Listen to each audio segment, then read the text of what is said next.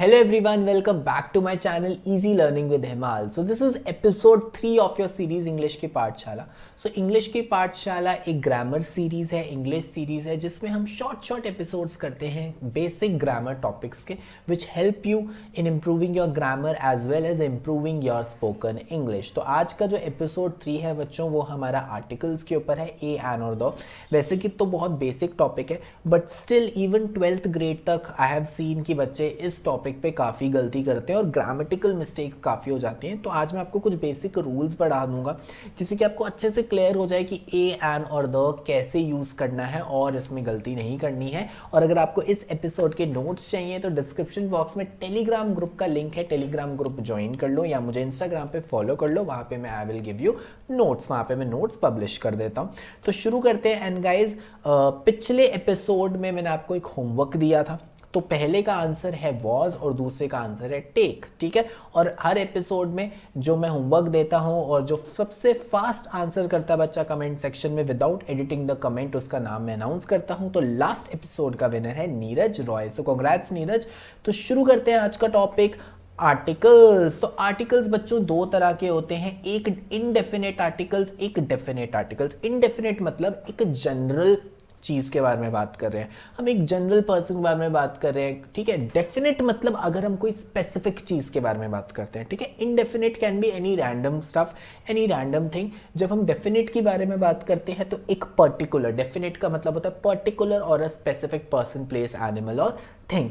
तो basically indefinite articles में आपके दो तरह के आर्टिकल्स आते हैं, ए और एन, और डेफिनेट में आपका आर्टिकल आता है द. तो आर्टिकल्स आपके बेसिकली 3 टाइप्स के हैं. देखो, ए है, एन है और द है, जिसमें ए और एन आपके इनडेफिनेट आर्टिकल्स होते हैं और द आपका डेफिनेट आर्टिकल है.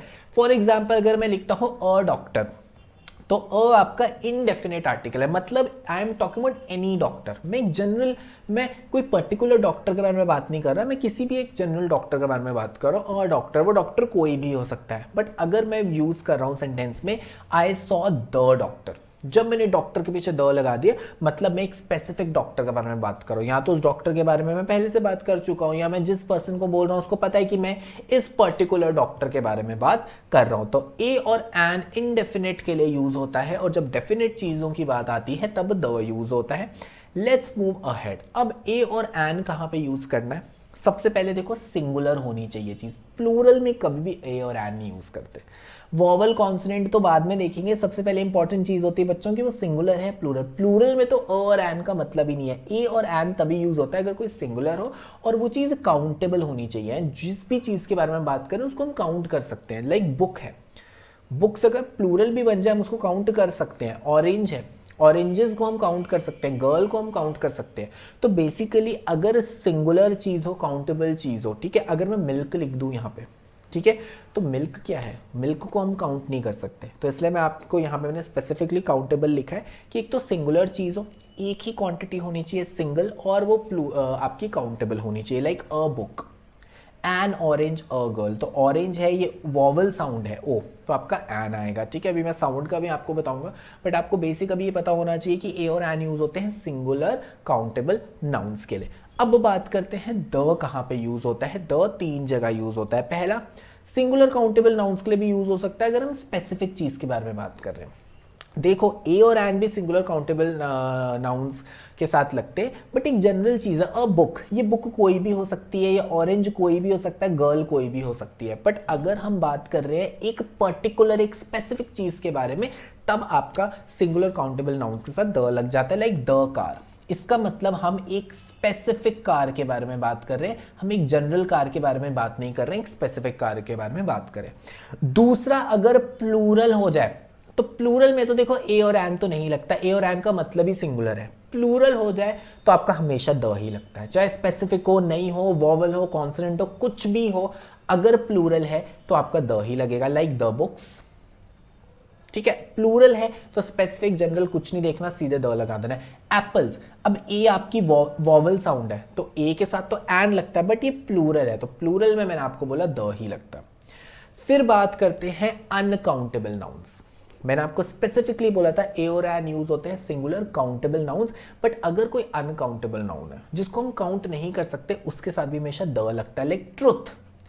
ट्रुथ को हम काउंट नहीं कर सकते ना, truth can not be counted, ये एब्स्ट्रैक्ट नाउन है तो द ट्रुथ आएगा। मिल्क, मिल्क को भी हम काउंट नहीं कर सकते, मिल्क बॉटल को काउंट कर सकते, मिल्क के पैकेट्स को काउंट कर सकते हैं, बट मिल्क उस लिक्विड को हम काउंट नहीं कर सकते, इसलिए यहां पे द आएगा। सो द कहां यूज होता है? सिंगुलर काउंटेबल नाउन्स, अगर कोई स्पेसिफिक चीज हो, प्लूरल है तो हमेशा द लगेगा, अनकाउंटेबल है तो हमेशा द लगेगा। अब आगे बात करते हैं ए और एन में से कौन सा लगना चाहिए, वो डिपेंड करता है साउंड पर। तो याद रखना, स्पेसिफिकली मैं साउंड की बात कर रहा हूं, अल्फाबेट देख के नहीं लगाना है ए और एन। मतलब ये नहीं है कि अगर आपको ए ई आई ओ यू दिख गया तो उससे पहले आप एन लगा दो, और कॉन्सोनेंट दिख गए तो ए लगा दो। सिर्फ इस बेसिस पे जज नहीं करना, साउंड के बेसिस पे जज करना है। देखो जब हम एग्जांपल करते हैं अभी समझ आ जाएगा। एनिमी ई से शुरू हो रहा है और साउंड भी ई की ही आ रही है, ठीक है, ई से शुरू हुआ, साउंड भी ई की आ रही है, तो देखो एन आएगा, एन एनिमी। नेक्स्ट देखो आर, आर में अगर हम देखें बच्चों तो ये एच साइलेंट है, शुरू तो कॉन्सोनेंट से हो रहा है बट साउंड किसकी आ रही है? ओ की आ रही है। H is your consonant but H यहां पे साइलेंट है, साउंड O की आ रही है तो क्या आएगा? एन आएगा। हमें देखना है किस साउंड से शुरू हो रहा है, वॉवल साउंड या कॉन्सोनेंट साउंड, अल्फाबेट नहीं देखना है। हॉर्स, अब यहां पे देखो H की ही साउंड आ रही है और शुरू भी कॉन्सोनेंट से ही हो रहा है तो ये तो अ हॉर्स आएगा। यूनिकॉर्न, ध्यान देखो जब मैं बोलता हूं यूनिकॉर्न तो Y की साउंड आती है, इसको अगर हम स्पेल करेंगे तो वह ऐसे होगा, यूनिकॉर्न, Y की साउंड आ रही है। तो इवन दो ये वॉवल से शुरू हो रहा है बट बच्चों साउंड कॉन्सोनेंट की आ रही है, Y की आ रही है, इसलिए अ लगा। 1 रुपी नोट, अब देखो 1 कैसे बोलते हैं, 1 W की साउंड, 1 WON, इसको भी 1 बोलते हैं, और ONE को भी सेम हम 1 बोलते हैं, मतलब साउंड W की आ रही है। इवन दो ये शुरू वॉवल से हो रहा है बट इसकी साउंड कॉन्सोनेंट वाली आ रही है, इसलिए अ आएगा। नेक्स्ट बात करते हैं इंक पैड, तो ये देखो आई से शुरू हो रहा है, साउंड भी इसकी आई की ही आ रही है, तो आई की साउंड आ रही है तो एन आएगा। देन यूनियन, अगेन यूनियन में वाई की साउंड आ रही है तो ओ आएगा। Boy, very simple, consonant sound आ रही है तो आपका अ आएगा। तो याद रखना हमेशा हमें साउंड देखना है, अल्फाबेट नहीं देखना, हमें देखना है किस साउंड से वर्ड आपका शुरू हो रहा है।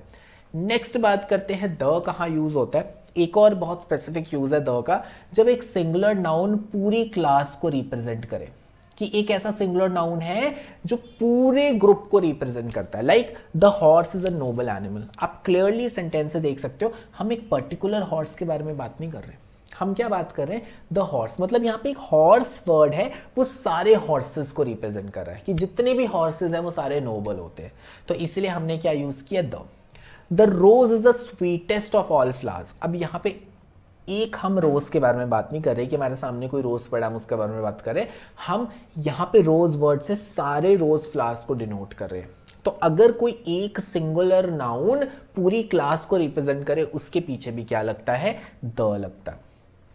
नेक्स्ट नाउन, आपको द आपको पता है कुछ प्रॉपर नाउन से पहले लगता है, तो हम कॉमन इंग्लिश में यूज करते हैं। देखो प्रॉपर नाउन ये नहीं कि लोगों के नाम से पहले लगा दो, बट कुछ बहुत स्पेसिफिक फेमस बुक्स हैं या कोई माउंटेन रेंजेस हैं या कोई डेजर्ट्स हैं या कोई ऐसी कंट्री है कि कुछ स्पेसिफिक होता है जिसके पीछे हम द लगा दे, like Sahara desert, the Sahara desert, the Himalayas, the United Kingdoms, the Vedas.